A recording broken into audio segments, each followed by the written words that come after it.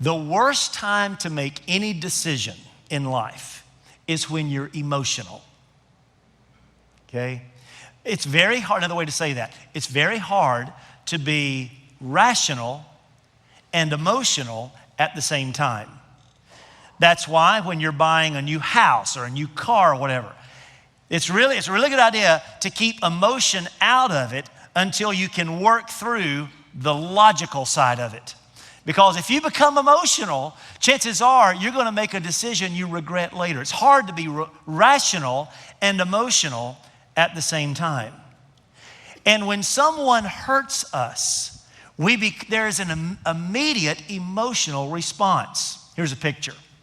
When I was a kid, we used to go fishing at this lake not far from our house. We didn't have a boat. I'd stand on the bank and throw my line out there, and there was a float. Y'all know what I'm talking about, the float?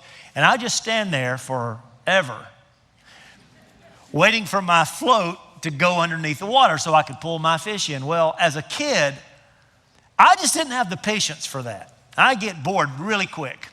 So before long, I would lay down my fishing rod, and I would go find these big rocks. And I'd start launching these big rocks out into the lake to make sure I scared all the fish away. But I like to get the bigger the rock I could find, the bigger the splash it would make. So I tried to find the biggest I could heave over into the lake. So here's what would happen. As soon as that rock hit that lake, there was an enormous splash.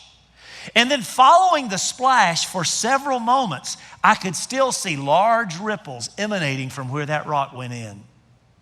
But here's what I noticed. The longer I waited, the smaller those ripples became, until before too long, I couldn't even see where the rock went in.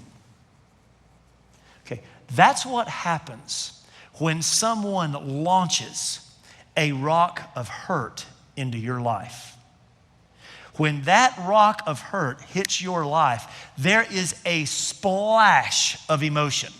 You are offended, you are angry, you're humiliated. There is a splash of emotion.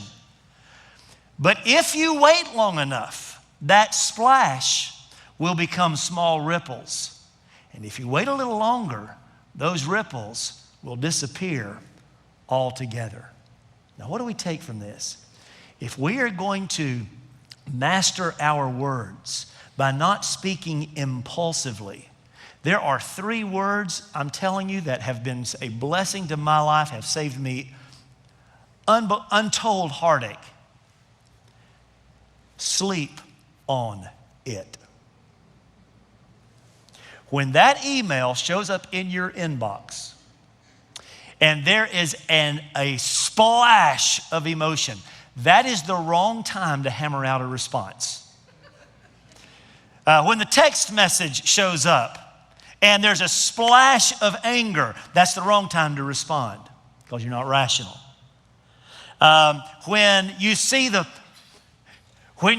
post on Facebook and it infuriates you, that is the wrong time to comment on it, okay?